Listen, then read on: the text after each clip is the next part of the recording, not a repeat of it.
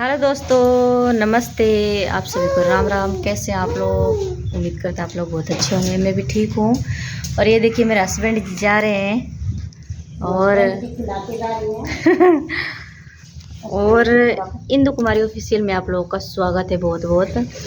तो आज हम बहुत खुश हैं क्योंकि आज हमारे बेटे का जन्मदिन है। और ये रही मेरी जिठानी,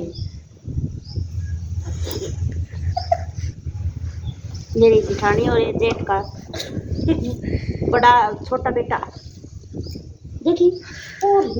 और दोनों मम्मी बेटा खेल रहे हैं इधर।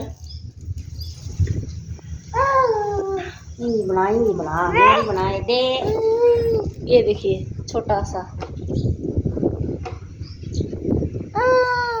हाँ, राम राम कर रहा है सबको ये। हाँ, बोलना तो आवे को